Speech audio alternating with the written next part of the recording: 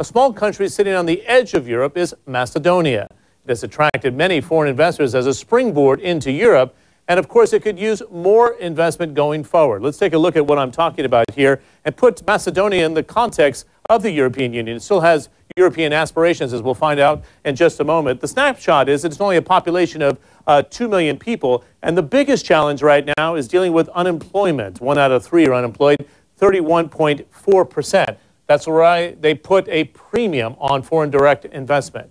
The country, as I noted here, is not part of the European Union, but its aspirations are to be one. It's a candidate for EU membership, and we'll find out in our interview that's coming up, that's still not sliding off the agenda, even though the European Union is going through a crisis right now. FDI and growth projections going forward, foreign direct investment accounted for more than 4% of GDP last year. The IMF predicts that will drop, however, because of the Eurozone crisis and the desire to leap into that market to just over 2.5%.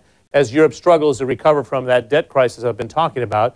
The IMF also projects growth of 2% this year and saying it will hit up to 3.2% in 2013 or next year. Macedonia is trying to attract more FDI, which peaked at 8.5% of GDP in 2007, just before the global crisis set in 5 years on. And the question is, what impact is today's Euro crisis having on Macedonia? I put that to the Prime Minister, Nikола Груевски, when I was in St. Petersburg with him over the weekend. We have some problems because of the Greek debt crisis, but not so strong like the problems that are coming from the recession in Europe, European Union. Particularly the Eurozone overall. Because 60% of our export is going to European Union. And 30% is going in the surrounding countries which are not part of EU, but they are also connected to EU. So more or less, directly or indirectly, 90% of our export is going to European Union, and on some way we are very depending from the situation, economic situation in European Union. How concerned are you still about Greece? We went through this round of forming a coalition, but it doesn't seem a permanent solution to Greece. It's your southern neighbor, and it's in a depression. I mean, it's had to spill over to you. This crisis in Greece it started several years ago. In the beginning, our companies lost some agreements with Greek companies for trading, selling, exporting. Step by step, very soon our companies find some compensation, making agreements with another companies for another country. So more or less now we stabilize these problems, and Greece debt crisis is a bigger problem for us from the perspective of European recession, not so much from the perspective of neighborhood trading or something like that. Do you still feel it's very important to join the European Union during this period of time, looking at how slow the growth is and how difficult the decision making is? You still have EU aspirations as a leader. We have EU aspirations. That's important for the countries on the Balkan Peninsula. The countries which in the past had a lot of problems now are stabilized, and to have some perspective of long-term stability.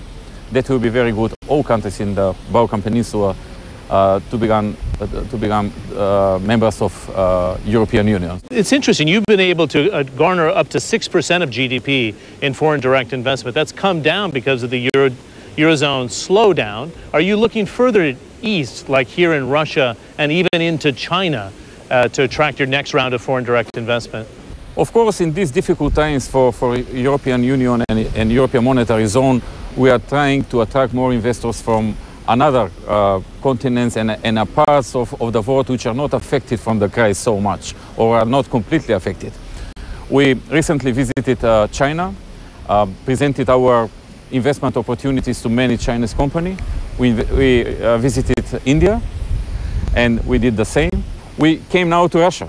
We are 4 days here, going to 4 different regions in Russia, meeting more than 230 companies and presenting to them what are the advantages of Macedonia as a location for making business in Europe. And there are a lot of advantages. In terms of getting your next round of growth to bring down your unemployment rate, I would imagine as Prime Minister you must find this the most frustrating, because your foreign direct investment and the percentage of GDP is high. Your growth was 3% last year, coming down a little bit this year. But first and foremost, I would imagine you have to employ these people, and there's no kind of magic wand to do so. What's the next priority? That's why we are going to many destinations, making presentation and giving very good conditions for the investors. Macedonia is a country which is offering the lowest cost for doing business in Europe. No any other European country has lower cost for doing business. Once again, Nikола Груевски, the Prime Minister of Macedonia, talking with me there at St. Petersburg at the St. Petersburg International Economic Forum over the weekend as he was trying to push the wares of Macedonia in Russia and in China to boost growth and bring down unemployment. Let's see how the emerging markets are reacting. In fact, we're seeing a pretty good response from those emerging markets of East